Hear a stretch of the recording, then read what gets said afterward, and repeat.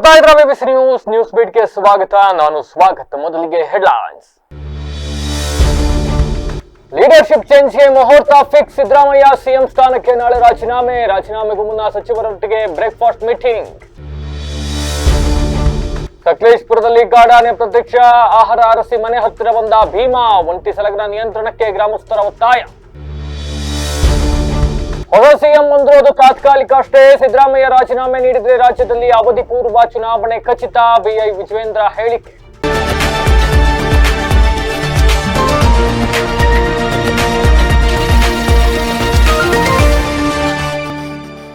ಕರ್ನಾಟಕ ಕಾಂಗ್ರೆಸ್ನಲ್ಲಿ ಬಹುದಿನಗಳಿಂದ ಚರ್ಚೆ ಆಗ್ತಾ ಇದ್ದ ನಾಯಕತ್ವ ಬದಲಾವಣೆ ಪ್ರಕ್ರಿಯೆಗೆ ಕೊನೆಗೂ ಕೂಡ ಅಧಿಕೃತವಾಗಿ ಮುಹೂರ್ತ ನಿಗದಿಯಾಗಿದೆ. ಮುಖ್ಯಮಂತ್ರಿ ಸಿದ್ದರಾಮಯ್ಯ ಅವರು ನಾಳೆ ಅಂತ ಅಂದ್ರೆ ಗುರುವಾರ ತಮ್ಮ ಸ್ಥಾನಕ್ಕೆ ಅಧಿಕೃತವಾಗಿ ರಾಜೀನಾಮೆಯನ್ನು ನೀಡಲಿದ್ದಾರೆ. ದೆಹಲಿಯಲ್ಲಿ ಹೈಕಮಾಂಡ್ ನಾಯಕರು ನಡೆಸಿದ ಸುದೀರ್ಘ 7 ಗಂಟೆಗಳ ಮ್ಯಾರಥಾನ್ ಸಭೆ ಹಾಗೂ ಎಐಸಿಸಿ ನಾಯಕ ರಾಹುಲ್ ಗಾಂಧಿ ಅವರೊಂದಿಗಿನ 1-to-1 ಮಾತುಕತೆಯ ಬೆನ್ನಲ್ಲೇ ಈ ಬೆಳವಣಿಗೆ ನಡೆದಿದ್ದು, ಈ ಹಿಂದೆ ಒಪ್ಪಿಕೊಂಡಿದ್ದ ಅಧಿಕಾರ ಹಂಚಿಕೆ ಸೂತ್ರದಂತೆ ಸಿದ್ದರಾಮಯ್ಯ ಅವರು ಸೌಹಾರ್ದತೆಯಾಗಿಯೇ ಹುದ್ದೆ ತ್ಯಾಗ ಮಾಡಲು ಸಮ್ಮತಿಸಿದ್ದಾರೆ ಎಂದು ತಿಳಿದು ಬಂದಿದೆ. ದೆಹಲಿಯಿಂದ ಸಿಎಂ ವಾಪಸ್ ಬರ್ತಾ ಇದ್ದಂತೆಯೇ ಬೆಂಗಳೂರಿನ ರಾಜಕೀಯ ವಲಯದಲ್ಲಿ ತಲ್ಲಣ ಸೃಷ್ಟಿಯಾಗಿದೆ. ರಾಜೀನಾಮೆ ಪತ್ರ ಸಲ್ಲಿಸಲು ನಾಳೆ ಬೆಳಗ್ಗೆ 10:30ಕ್ಕೆ ರಾಜಭವನಕ್ಕೆ ತೆರಳಿ ರಾಜ್ಯಪಾಲರನ್ನ ಭೇಟಿ ಮಾಡಲು ಸಿಎಂ ಕಚೇರಿಯಿಂದ ಈಗಾಗಲೇ ಸಮಯ ಕೋರಲಾಗಿದ್ದು, ರಾಜೀನಾಮೆ ನೀಡುವ ಮುನ್ನ ಮುಖ್ಯಮಂತ್ರಿ ಸಿದ್ದರಾಮಯ್ಯ ಅವರು ನಾಳೆ ಬೆಳಗ್ಗೆ ತಮ್ಮ ಅಧಿಕೃತ ನಿವಾಸದಲ್ಲಿ ಸಚಿವ ಸಂಪುಟದ ಎಲ್ಲಾ ಸಹೋದ್ಯೋಗಿಗಳಿಗೆ ಮಹತ್ವದ ಉಪಹಾರ ಕೂಟ ಆಯೋಜಿಸಿದ್ದಾರೆ. ಸಿಎಂ ಅವರೇ ಖುದ್ದಾಗಿ ಎಲ್ಲರಿಗೂ ಆಹ್ವಾನ ನೀಡಿದ್ದಾರೆ. ದೆಹಲಿಯಿಂದ ಗುರುವಾರ ಮುಂಜಾನೆಯೇ ಬೆಂಗಳೂರಿಗೆ ಮರಳಲಿರುವ ಉಪಮುಖ್ಯಮಂತ್ರಿ ಡಿಕೆ ಶಿವಕುಮಾರ್ ಸಹ ಈ ಹೈವೋಲ್ಟೇಜ್ ಉಪಹಾರ ಸಭೆಯಲ್ಲಿ ಭಾಗಿಯಾಗಲಿದ್ದಾರೆ. ಸಕಲೇಶಪುರ ತಾಲೂಕಿನ ಉದಯವಾರ ಗ್ರಾಮದಲ್ಲಿ ದೈತ್ಯ ಗಾತ್ರದ ಒಂಟಿ ಕಾಡಾನೆ ಭೀಮಾ ಮತ್ತೆ ಪ್ರತ್ಯಕ್ಷವಾಗಿದ್ದು, ಆ ಭಾಗದ ಜನರಲ್ಲಿ ತೀವ್ರ ಆತಂಕದ ವಾತಾವರಣ ಸೃಷ್ಟಿಯಾಗಿದೆ. ಆಹಾರ ಅರಸಿ ನಾಡಿನತ್ತ ಬಂದಿರುವ ಈ ಒಂಟಿ ಸಲಗ ಮನೆಯೊಂದರ ತೀರಾ ಸಮೀಪಕ್ಕೆ ಧಾವಿಸಿದೆ. ಅಲ್ಲದೆ ಗ್ರಾಮದ ಪ್ರಮುಖ ರಸ್ತೆಗಳಲ್ಲಿ ಏಕಾಂಗಿಯಾಗಿ ಮುಕ್ತವಾಗಿ ಸಂಚರಿಸುತ್ತಿದ್ದು, ಈ ದೃಶ್ಯಗಳನ್ನು ಕಂಡು ಗ್ರಾಮಸ್ಥರು ಬೆಚ್ಚಿಬಿದ್ದಿದ್ದಾರೆ. ಅರಣ್ಯ ಪ್ರದೇಶಗಳು ದಿನೇ ದಿನೇ ಕುಂಠಿತವಾಗುತ್ತಿರುವುದು ಹಾಗೂ ಕಾಡಿನಲ್ಲಿ ಆಹಾರದ ಅಭಾವ ಎದುರಾಗಿರುವುದರಿಂದ ಕಾಡು ಪ್ರಾಣಿಗಳು ನಾಡಿನತ್ತ ಮುಖ ಮಾಡುತ್ತಿರುವ ಘಟನೆಗಳು ಮಲೆನಾಡು ಭಾಗದಲ್ಲಿ ಹೆಚ್ಚಾಗುತ್ತಿವೆ. ಭೀಮಾ ಕೂಡ ಕೇವಲ ಆಹಾರ ಮತ್ತು ತನ್ನ ಬದುಕಿನ ಹುಡುಕಾಟಕ್ಕಾಗಿಯೇ ನಿರಂತರವಾಗಿ ಗ್ರಾಮಗಳತ್ತ ಬರುತ್ತಿದ್ದಾನೆ ಎಂದು ಸ್ಥಳೀಯರು ಅಭಿಪ್ರಾಯಪಟ್ಟಿದ್ದಾರೆ. ಹಾಗೂ ಕಾಡಾನೆಯ ಸರಣಿ ಪ್ರತ್ಯಕ್ಷದಿಂದ ಇಡೀ ಗ್ರಾಮವೇ ಭಯಭೀತರಾಗಿದ್ದರೂ ಸ್ಥಳದಲ್ಲಿ ಅರಣ್ಯ ಇಲಾಖೆ ಅಧಿಕಾರಿಗಳು ಅಥವಾ ಸಿಬ್ಬಂದಿಯ ಸಮರ್ಪಕ ನೆರವು ಸಿಗುತ್ತಿಲ್ಲ ಎಂದು ಸಾರ್ವಜನಿಕರು ತೀವ್ರ ಅಸಮಾಧಾನ ವ್ಯಕ್ತಪಡಿಸಿದ್ದಾರೆ. ಈ ಕುರಿತು ಮಲೆನಾಡು ರಕ್ಷಣಾ ಸೇನೆಯ ಹಾಸನ ಜಿಲ್ಲಾ ಉಪಾಧ್ಯಕ್ಷರಾದ ನಾಗೇಂದ್ರ ಹೊಸಕೊಪ್ಪಲು ಅವರು ಅರಣ್ಯ ಇಲಾಖೆಯ ಉನ್ನತ ಅಧಿಕಾರಿಗಳಿಗೆ ತುರ್ತು ಮನವಿ ಮಾಡಿದ್ದು, ಗ್ರಾಮಸ್ಥರ ಜೀವ ಮತ್ತು ಆಸ್ತಿಪಾಸ್ತಿ ರಕ್ಷಣೆ ಮಾಡುವುದು ಎಷ್ಟು ಮುಖ್ಯವೋ ಅಷ್ಟೇ ಪ್ರಮುಖವಾಗಿ ಆನೆಯ ಸುರಕ್ಷತೆಗೆತ್ತಲೂ ತಕ್ಷಣ ಇಲಾಖೆ ಗಮನ ಹರಿಸಬೇಕು ಎಂದು ಒತ್ತಾಯಿಸಿದ್ದಾರೆ. ರಾಜ್ಯ ಕಾಂಗ್ರೆಸ್ ಸರ್ಕಾರದಲ್ಲಿ ಉಂಟಾಗಿರತಕ್ಕಂತಹ ಸಿಎಂ ಬದಲಾವಣೆಯ ವಿಚಾರದ ಬೆನ್ನಲ್ಲೇ ಇದೀಗ ರಾಜ್ಯ ಬಿಜೆಪಿ ರಾಜ್ಯಾಧ್ಯಕ್ಷ ಬಿವೈ ವಿಜಯೇಂದ್ರ ಅವರು ಮುಖ್ಯಮಂತ್ರಿ ಸಿದ್ದರಾಮಯ್ಯ ಅವರು ರಾಜೀನಾಮೆ ನೀಡಿದ್ರೆ ರಾಜ್ಯದಲ್ಲಿ ಅವಧಿ ಪೂರ್ವ ಚುನಾವಣೆ ಬರುವುದು ಖಚಿತ ಅಂತ ಹೇಳಿ ಮಹತ್ವದ ಹೇಳಿಕೆಯನ್ನು ನೀಡಿದ್ದಾರೆ.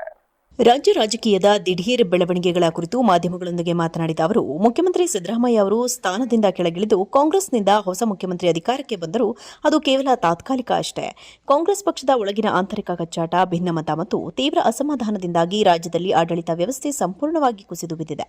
ಈ ಎಲ್ಲ ಗೊಂದಲಗಳ ಕೊನೆಗೆ ರಾಜ್ಯದಲ್ಲಿ ಮಧ್ಯಂತರ ಚುನಾವಣೆ ಎದುರಾಗಲಿದೆ ಎಂದಿದ್ದಾರೆ. ಇವತ್ತು ಸಿದ್ದರಾಮಯ್ಯ ರಾಜೀನಾಮೆ ಕೊಟ್ಟು ಯಾರೇ ಮುಖ್ಯಮಂತ್ರಿ ಆದರೂ ಕೂಡ ಅದು ತಾತ್ಕಾಲಿಕ. ಅವಧಿ ಪೂರ್ವ ಚುನಾವಣೆ ಕರ್ನಾಟಕ ರಾಜ್ಯದಲ್ಲಿ ಬರುವಂಥದ್ದನ್ನು ಯಾರೂ ಕೂಡ ತಡೆಯೋದಕ್ಕೆ ಸಾಧ್ಯ ಇಲ್ಲ. ನಾನು ಮತ್ತೊಮ್ಮೆ ಹೇಳ್ತಾ ಇದ್ದೇನೆ, ಸಿದ್ದರಾಮಯ್ಯ ರಾಜೀನಾಮೆ ಕೊಟ್ಟು ಯಾರೇ ಮುಖ್ಯಮಂತ್ರಿ ಆದರೂ ಸಹ ರಾಜ್ಯದ ಆಡಳಿತದಲ್ಲಿ ಯಾವ ರೀತಿ ಗೊಂದಲಗಳು ಆಗ್ತದೆ ನೀವೇ ನೋಡಿ. ಅವಧಿ ಪೂರ್ವ ಚುನಾವಣೆ ರಾಜ್ಯದಲ್ಲಿ ಬಂದೇ ಬರ್ತದೆ.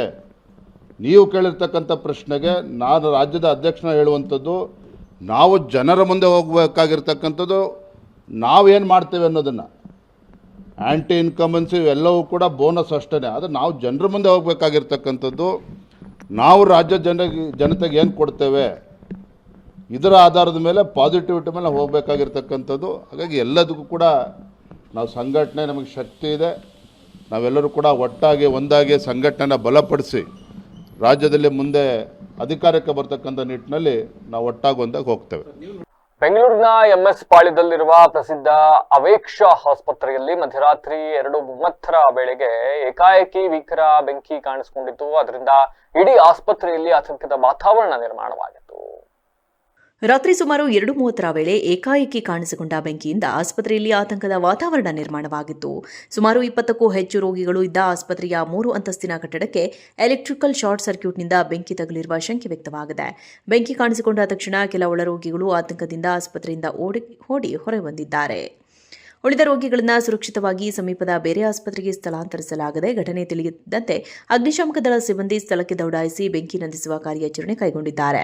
ಅದೃಷ್ಟವಶಾತ್ ಯಾವುದೇ ಪ್ರಾಣಹಾನಿ ಸಂಭವಿಸಿಲ್ಲ ಎಂದು ತಿಳಿದು ಬಂದಿದೆ. ಆಟೋ ಚಾಲಕನ ನಿಯಂತ್ರಣ ತಪ್ಪಿ ವಾಹನ ಪಲ್ಟಿಯಾದ ಪರಿಣಾಮ ತಾಯಿ ಮತ್ತು ಮಗು ಸ್ಥಳದಲ್ಲೇ ಮೃತಪಟ್ಟಿರುವ ದಾರುಣ ಘಟನೆ ಆಲೂರು ಪೊಲೀಸ್ ಠಾಣಾ ವ್ಯಾಪ್ತಿಯಲ್ಲಿ ನಡೆದಿದೆ. ಮೃತ ಪ್ರಿಯಾಂಕಾ ಅವರು ತಮ್ಮ ಮಗ ವಿನೀತ್ನನ್ನ ಹಾಸನದ ಶಾಲೆಗೆ ಸೇರಿಸಲು ತೀರ್ಮಾನಿಸಿದ್ದರು. ಇದಕ್ಕಾಗಿ ಶಾಲೆಯ ವರ್ಗಾವಣೆ ಪತ್ರ ತರಲು ತಾಯಿ ಮಗ ಇಬ್ಬರು ಆಟೋದಲ್ಲಿ ಪ್ರಯಾಣಿಸುತ್ತಿದ್ದರು. ಈ ವೇಳೆ ಆಟೋ ಚಾಲಕ ಅತಿ ವೇಗವಾಗಿ ವಾಹನ ಚಲಾಯಿಸಿದ ಅಪಘಾತಕ್ಕೆ ಕಾರಣ ಎನ್ನಲಾಗಿದ್ದು, ಚಾಲಕನ ನಿಯಂತ್ರಣ ತಪ್ಪಿದ ಆಟೋ ರಸ್ತೆಯಲ್ಲೇ ಪಲ್ಟಿಯಾಗಿದ್ದು, ತಾಯಿ ಮಗ ಇಬ್ಬರು ಕೊನೆಯುಸಿರೆಳೆದಿದ್ದಾರೆ. ಅಪಘಾತದಲ್ಲಿ ಆಟೋ ಚಾಲಕ ಅಬ್ಬಾಸ್ ಹಾಗೂ ಮತ್ತೊಬ್ಬ ಚಾಲಕ ಸಾಗರ್ ತೀವ್ರವಾಗಿ ಗಾಯಗೊಂಡಿದ್ದಾರೆ. ಅಪಘಾತದಲ್ಲಿ ಆಟೋ ಚಾಲಕ ಅಬ್ಬಾಸ್ ಹಾಗೂ ಮತ್ತೊಬ್ಬ ಬಾಲಕ ಸಾಗರ್ ತೀವ್ರವಾಗಿ ಗಾಯಗೊಂಡಿದ್ದಾರೆ. ಗಾಯಾಳುಗಳನ್ನು ತಕ್ಷಣವೇ ಆಲೂರು ತಾಲೂಕು ಆಸ್ಪತ್ರೆಗೆ ದಾಖಲಿಸಲಾಗಿದ್ದು ಚಿಕಿತ್ಸೆ ನೀಡಲಾಗುತ್ತಿದೆ. ಘಟನಾ ಸ್ಥಳಕ್ಕೆ ಆಲೂರು ಠಾಣೆಯ ಪೊಲೀಸರು ಭೇಟಿ ನೀಡಿ ಪರಿಶೀಲನೆ ನಡೆಸಿದ್ದಾರೆ. ಈ ಕುರಿತು ಆಲೂರು ಪೊಲೀಸ್ ಠಾಣೆಯಲ್ಲಿ ಪ್ರಕರಣ ದಾಖಲಾಗಿದೆ. ಬೇಲೂರು ಪಟ್ಟಣದ ಹಡ್ಡಿಕರ್ ವೃತ್ತದ ಬಳಿ ತಾಲೂಕು ಪಂಚಾಯತ್ಗೆ ಸೇರಿದ ಜಾಗದಲ್ಲಿ ಅನಧಿಕೃತವಾಗಿ ನಿರ್ಮಿಸಲಾಗಿದ್ದ ಶೆಡ್ ಹಾಗೂ ಪೆಟ್ಟಿಗೆ ಅಂಗಡಿಗಳನ್ನು ತೆರವುಗೊಳಿಸಲು ಅಧಿಕಾರಿಗಳು ಮುಂದಾದಾಗ ಸ್ಥಳೀಯ ವ್ಯಾಪಾರಿಗಳು ಮತ್ತು ಅಧಿಕಾರಿಗಳ ನಡುವೆ ತೀವ್ರ ಮಾತಿನ ಚಕಮಕಿ ನಡೆದಿದ್ದು, ಈ ವೇಳೆ ಅಕ್ರಮ ಮಳಿಗೆಗಳನ್ನ ಖಾಲಿ ಮಾಡುವುದಕ್ಕೆ ತಾಲೂಕು ಪಂಚಾಯಿತಿ ಕಾರ್ಯನಿರ್ವಹಣಾಧಿಕಾರಿ ಸತೀಶ್ ಅವರು ವ್ಯಾಪಾರಿಗಳಿಗೆ 1 ವಾರದ ಗಡುವನ್ನು ನೀಡಿದ್ದಾರೆ. ಈ ವೇಳೆ ತಾಲೂಕು ಪಂಚಾಯಿತಿ ಕಾರ್ಯನಿರ್ವಹಣಾಧಿಕಾರಿ ಸತೀಶ್ ಅವರು ಮಾಧ್ಯಮಗಳೊಂದಿಗೆ ಮಾತನಾಡಿ, ತಾಲೂಕು ಪಂಚಾಯಿತಿಗೆ ಸೇರಿದ ಮಳಿಗೆಗಳು ಹಲವು ವರ್ಷಗಳಿಂದ ಹರಾಜಾಗದೆ ಉಳಿದಿದ್ದವು. ಈಗ ಅವುಗಳನ್ನು ಖಾಲಿ ಮಾಡಿಸಿ ಸುಮಾರು 54 ಲಕ್ಷ ರುಗಳಿಗೆ ಬಿಡ್ ಮೂಲಕ ಹರಾಜು ಮಾಡಲಾಗಿದೆ. ಆದರೆ ಈ ಮಳಿಗೆಗಳ ಪಕ್ಕದಲ್ಲೇ ಇರುವ ತಾಲೂಕು ಪಂಚಾಯಿತಿ ಜಾಗವನ್ನು ಕೆಲವರು ಅತಿಕ್ರಮಿಸಿ ಯಾವುದೇ ಬಾಡಿಗೆ ನೀಡದೆ ಅನಧಿಕೃತವಾಗಿ ಶೆಡ್ಗಳನ್ನು ನಿರ್ಮಿಸಿಕೊಂಡಿದ್ದಾರೆ. ಇಲ್ಲಿ ಹೊಸದಾಗಿ ಮಳಿಗೆಗಳನ್ನು ನಿರ್ಮಿಸಲು ನಿರ್ಧರಿಸಲಾಗಿದೆ ಎಂದರು. ಅಕ್ರಮ ಶೆಡ್ಗಳ ಪೈಕಿ 4 ಅಂಗಡಿಗಳ ಮಾಲೀಕರು ನ್ಯಾಯಾಲಯದಿಂದ ತಡೆಯಾಜ್ಞೆ ತಂದಿದ್ದಾರೆ. ಜೂನ್ 4ರಂದು ಈ ಅರ್ಜಿಯ ವಿಚಾರಣೆ ಇದ್ದು, ನಮ್ಮ ಬಳಿ ಇರುವ ಎಲ್ಲಾ ದಾಖಲೆಗಳನ್ನು ನ್ಯಾಯಾಲಯಕ್ಕೆ ಸಲ್ಲಿಸಲಿದ್ದೇವೆ. ಇನ್ನುಳಿದ 8 ಮಳಿಗೆಗಳಿಗೆ ಈಗಾಗಲೇ ನೋಟಿಸ್ ನೀಡಿ ವಶಕ್ಕೆ ಪಡೆಯಲಾಗಿದೆ. ಸ್ವತಃ ಅವರೇ 1 ವಾರದೊಳಗೆ ಅಂಗಡಿಗಳನ್ನು ತೆರವುಗೊಳಿಸದಿದ್ದರೆ ಜೆಸಿಬಿ ಮೂಲಕ ನಾವೇ ತೆರವುಗೊಳಿಸಿ ಅದರ ಸಂಪೂರ್ಣ ಖರ್ಚು ವೆಚ್ಚವನ್ನು ಅವರ ಮೇಲೆಯೇ ಹಾಕಲಾಗುವುದು. ಇದು ಪುರಸಭೆಯ ಆಸ್ತಿಯಲ್ಲ, ತಾಲೂಕು ಪಂಚಾಯಿತಿಗೆ ಸೇರಿದ ಜಾಗ ಎಂದು ಇಒ ಸ್ಪಷ್ಟಪಡಿಸಿದ್ದಾರೆ. ಇದೇ ವೇಳೆ ಮಳಿಗೆದಾರರು ಮಾತನಾಡಿ, ಯಾವುದೇ ಮುನ್ಸೂಚನೆ ಅಥವಾ ನೋಟಿಸ್ ನೀಡದೆ ಅಧಿಕಾರಿಗಳು ಏಕಾಏಕಿ ಬಂದು ನಮ್ಮ ಮೇಲೆ ದೌರ್ಜನ್ಯ ಎಸಗುತ್ತಿದ್ದಾರೆ. ನಾವು ಈಗಾಗಲೇ ಪುರಸಭೆಗೆ ತಲಾ 35,000 ರು ನೀಡಿ ಈ ಶೆಡ್ ಅನ್ನು ನಿರ್ಮಿಸಿಕೊಂಡಿದ್ದೇವೆ. ನಾವೆಲ್ಲರೂ ಸಣ್ಣಪುಟ್ಟ ವ್ಯಾಪಾರಸ್ಥರಾಗಿದ್ದು ಇದನ್ನೇ ನಂಬಿ ಜೀವನ ಸಾಗಿಸುತ್ತಿದ್ದೇವೆ. ನಮ್ಮನ್ನ ಇಲ್ಲಿಂದ ಖಾಲಿ ಮಾಡಿಸಿದ್ರೆ ನಮಗೆ ವಿಷ ಕುಡಿಯುವುದೊಂದೇ ದಾರಿ ಎಂದು ಅಧಿಕಾರಿಗಳ ವಿರುದ್ಧ ತೀವ್ರ ಅಸಮಾಧಾನ ವ್ಯಕ್ತಪಡಿಸಿದ್ದಾರೆ. ನಮ್ಮ ಹತ್ರ ಇದೆ, ನಮಗೆ ದಾಖಲೆ ಮಾಡಿ ಕೊಟ್ಟಿದ್ದಾರೆ. ಈ ಜಾಗ ನಮ್ದು ಅಂತ ಪುರಸಭೆಯವರೇ ನಮ್ಗೆ ಹ್ಯಾಂಡ್ ಓವರ್ ಮಾಡಿದ್ದಾರೆ. ಜಾಗನ ನಮ್ದು ಈ ಪಟ್ಟಣದಲ್ಲಿ ನಮ್ದು ಎಲ್ಲೆಲ್ಲಿ ತಾಲೂಕ್ ಪಂಚಾಯತ್ ಸೇರಿದಂತ ಜಾಗ ಇದೆ ಅವೆಲ್ಲವನ್ನೂ ಕೂಡ ನಾವು ದಾಖಲೀಕರಣ ಮಾಡಿದೀವಿ. ಈ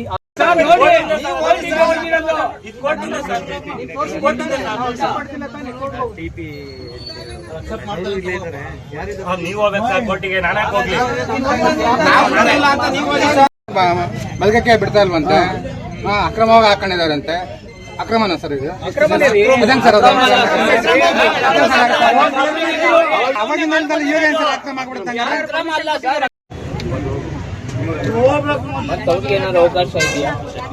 ಬೇಲೂರಲ್ಲಿ 50,000 ಜನ ಇದ್ದಾರೆ.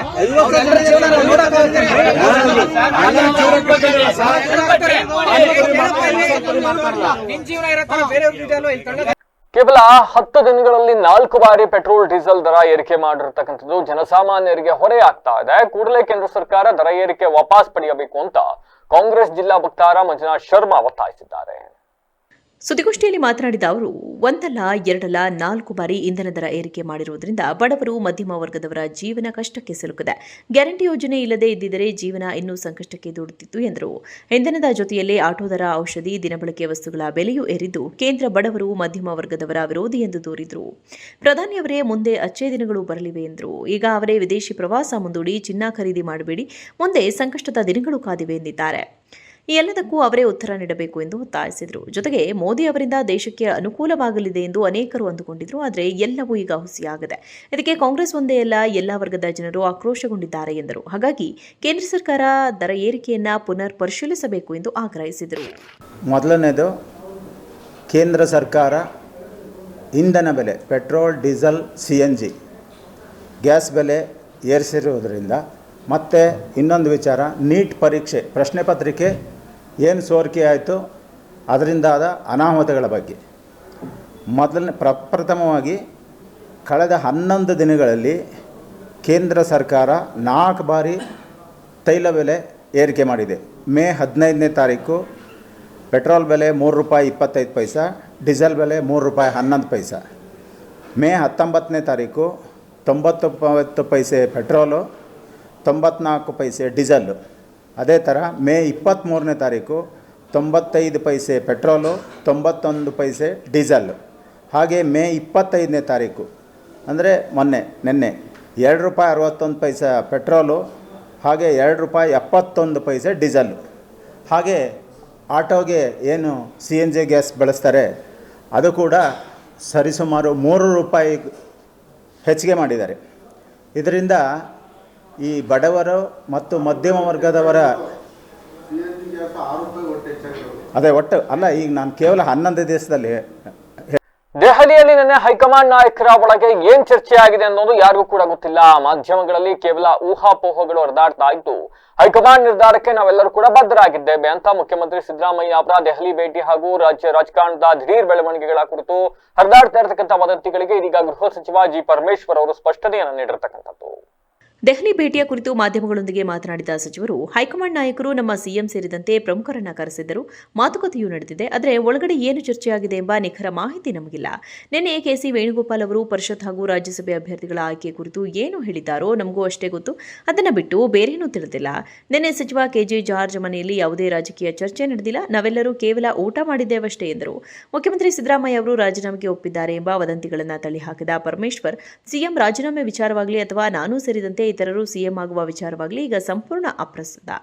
ನಾವೆಲ್ಲರೂ ಒಟ್ಟಿಗೆ ಹಲವು ಬಾರಿ ದೆಹಲಿಗೆ ಹೋಗಿ ಬಂದಿದ್ದೇವೆ. ನಿನ್ನೆ ನಾನು ಹೈಕಮಾಂಡ್ ನಾಯಕರನ್ನ ವೈಯಕ್ತಿಕವಾಗಿ ಭೇಟಿ ಮಾಡಿಲ್ಲ. ಸಿಎಂ ಕೂಡ ಈ ಬಗ್ಗೆ ನನ್ನ ಗಮನಕ್ಕೆ ಏನೂ ತಂದಿಲ್ಲ. ಏನೇ ನಿರ್ಧಾರವಿದ್ದರೂ ಹೈಕಮಾಂಡ್ ತೆಗೆದುಕೊಳ್ಳಲಿದೆ ಎಂದು ತಿಳಿಸಿದರು. ಒಳಗಡೆ ಏನು ಚರ್ಚೆ ಆಗಿದೆ ಅನ್ನೋದು ನಮಗೆ ಯಾರಿಗೂ ಕೂಡ ಗೊತ್ತಿಲ್ಲ. ಆದರೆ ತಾವು ಮಾಧ್ಯಮದಲ್ಲಿ ಅನೇಕ ಸ್ಪೆಕ್ಯುಲೇಷನ್ಸ್ಗಳನ್ನು ಕೂಡ ಮಾಡಿದ್ದೀರಿ. ಬಹುಶಃ ಇವತ್ತು ಸುರ್ಜೇವಾಲಾ ಅವರು ನಮ್ಮ ಪ್ರಧಾನ ಕಾರ್ಯದರ್ಶಿಗಳು ಬೆಂಗಳೂರಿಗೆ ಬರ್ತಾ ಇದ್ದಾರೆ. ಅವರು ಬಂದಾದ ಮೇಲೆ ಅವರು ಏನು ವಿಷಯಗಳನ್ನು ಹೇಳ್ತಾರೆ ಅದರ ಮೇಲೆ ನಮ್ಮ ತೀರ್ಮಾನಗಳು ಮತ್ತು ಎಲ್ಲರ ತೀರ್ಮಾನಗಳು ಆಗುತ್ತೆ. ಸಿದ್ದರಾಮಯ್ಯ ಅವರು ಒಪ್ಕೊಂಡಿದ್ದಾರೆ, ಸಮ್ಮತಿ ಕೊಟ್ಟಿದ್ದಾರೆ. ಈಗ ನಿನ್ನೆ ದಿವಸ ಮಾಧ್ಯಮದಲ್ಲಿ ಮಾನ್ಯ ನಮ್ಮ ಪ್ರಧಾನ ಕಾರ್ಯದರ್ಶಿಗಳು ಕೆಸಿ ವೇಣುಗೋಪಾಲ್ ಅವರು ಹೇಳಿದ್ದನ್ನು ನಾವು ಪ್ರಸಾರ ಮಾಡಿದ್ದೀವಿ. ಅವರು ಹೇಳಿದ್ದು ರಾಜ್ಯಸಭೆಗೆ ಮತ್ತು ಕೌನ್ಸಿಲಿಗೆ ನೇಮಕ ಮಾಡೋದಕ್ಕೆ ಚರ್ಚೆ ಮಾಡಿದ್ದೀವಿ ಎನ್ನುವಂಥ ಮಾತನ್ನು ಹೇಳಿದ್ದಾರೆ. ಅದು ಬಿಟ್ಟು ಬೇರೆ ಏನೂ ಅವರು ಹೇಳಿಲ್ಲ. ಈಗ ನಮಗೆ ಗೊತ್ತಿರೋ ಪ್ರಕಾರ ಅವರು ಏನು ಮಾಧ್ಯಮದಲ್ಲಿ ಹೇಳಿದರು, ಒಳಗಡೆ ಏನು ಚರ್ಚೆ ಆಗಿದೆ ಅನ್ನೋದು ನಮ್ಗೆ ಯಾರಿಗೂ ಮಾಹಿತಿ ಇಲ್ಲ. ಆದ್ದರಿಂದ ರಾಜಧಾನಿಯಲ್ಲಿ ಸುರಿದ ಭಾರೀ ಮಳೆಯ ಅಮಾಂತರಕ್ಕೆ ಶೇಷಾದ್ರಿಪುರಂನಲ್ಲಿರುವ ಬೆಂಗಳೂರು ಕೆಫೆ ಹೋಟೆಲ್ ಒಂದಕ್ಕೆ ನೀರು ನುಗ್ಗಿದ ಘಟನೆ ನಡೆದಿದ್ದು, ಇದರಿಂದ ಗ್ರಾಹಕರು ಹಾಗೂ ಹೋಟೆಲ್ ಸಿಬ್ಬಂದಿಗಳು ತೊಂದರೆ ಅನುಭವಿಸುವಂತಾಯಿತು. ರಸ್ತೆಯಲ್ಲಿ ಹರಿದು ಬರುತ್ತಿದ್ದ ಮಳೆ ನೀರು ಹೋಟೆಲ್ನ ಒಳಾಂಗಣಕ್ಕೆ ನುಗ್ಗಿದ್ದರಿಂದ ಇಡೀ ಕೆಫೆ ಜಲಾವೃತಗೊಂಡಿದೆ. ಇದರಿಂದಾಗಿ ಹೋಟೆಲ್ಗೆ ಬಂದಿದ್ದ ಗ್ರಾಹಕರು ಪರದಾಡುವಂತಾಯಿತು. ವ್ಯಾಪಾರ ವಹಿವಾಟು ಸಂಪೂರ್ಣವಾಗಿ ಸ್ಥಗಿತಗೊಂಡಿದ್ದು, ಹೋಟೆಲ್ ಮಾಲೀಕರಿಗೆ ನಷ್ಟ ಉಂಟಾಗಿದೆ. ಹೋಟೆಲ್ನ ಡೈನಿಂಗ್ ಹಾಲ್ ಹಾಗೂ ಕಿಚನ್ ಏರಿಯಾಗೆ ನೀರು ನುಗ್ಗಿದ್ದರಿಂದ ಹೋಟೆಲ್ನ ಸಿಬ್ಬಂದಿ ಗ್ರಾಹಕರನ್ನ ಸುರಕ್ಷಿತವಾಗಿ ಹೊರಗೆ ಕಳುಹಿಸಿದ್ದಾರೆ. ಬಳಿಕ ಬಕೆಟ್ ಹಾಗೂ ಲಭ್ಯವಿದ್ದ ಪರಿಕರಗಳ ಸಹಾಯದಿಂದ ಹೋಟೆಲ್ ಒಳಗೆ ನಿಂತಿದ್ದ ಮಳೆ ನೀರನ್ನು ಹೊರಹಾಕಿದ್ದಾರೆ. ರಾಜಧಾನಿಯಲ್ಲಿ ಮುಂಗಾರು ಮಳೆಯ ಆರಂಭದಲ್ಲೇ ಇಂತಹ ಅವಾಂತರಗಳು ಸೃಷ್ಟಿಯಾಗುತ್ತಿದ್ದು, ಬಿಬಿಎಂಪಿ ಸೂಕ್ತ ಚರಂಡಿ ವ್ಯವಸ್ಥೆ ಕಲ್ಪಿಸಬೇಕು ಎಂದು ಸ್ಥಳೀಯರು ಹಾಗೂ ವರ್ತಕರು ಆಗ್ರಹಿಸಿದ್ದಾರೆ. ಈಗ ಮತ್ತೊಮ್ಮೆ ಹೆಡ್ಲೈನ್ಸ್. ಲೀಡರ್ಶಿಪ್ ಚೇಂಜ್ಗೆ ಮುಹೂರ್ತ ಫಿಕ್ಸ್. ಸಿದ್ದರಾಮಯ್ಯ ಸಿಎಂ ಸ್ಥಾನಕ್ಕೆ ನಾಳೆ ರಾಜೀನಾಮೆಗೂ ಮುನ್ನ ಸಚಿವರೊಟ್ಟಿಗೆ ಬ್ರೇಕ್ಫಾಸ್ಟ್ ಮೀಟಿಂಗ್. ಸಕಲೇಶಪುರದಲ್ಲಿ ಕಾಡಾನೆ ಪ್ರತ್ಯಕ್ಷ, ಆಹಾರ ಅರಸಿ ಮನೆ ಹತ್ತಿರ ಬಂದ ಭೀಮಾ. ಒಂಟಿ ಸಲಗರ ನಿಯಂತ್ರಣಕ್ಕೆ ಗ್ರಾಮಸ್ಥರ ಒತ್ತಾಯ. ಹೊಸ ಸಿಎಂ ಹೊಂದಿರುವುದು ತಾತ್ಕಾಲಿಕ ಅಷ್ಟೇ. ಸಿದ್ದರಾಮಯ್ಯ ರಾಜೀನಾಮೆ ನೀಡಿದರೆ ರಾಜ್ಯದಲ್ಲಿ ಅವಧಿ ಪೂರ್ವ ಚುನಾವಣೆ ಖಚಿತ. ಬಿವೈ ವಿಜೇಂದ್ರ ಹೇಳಿಕೆ. ಇದಾಗಿತ್ತು ವಿಶೇಷ. ನಿರಂತರ ಸುದ್ದಿಗಾಗಿ ನೋಡ್ತಾರೆ BBC ಟಿವಿ, ಸತ್ಯದ ಕಡೆ ನಮ್ಮ ನಡೆ.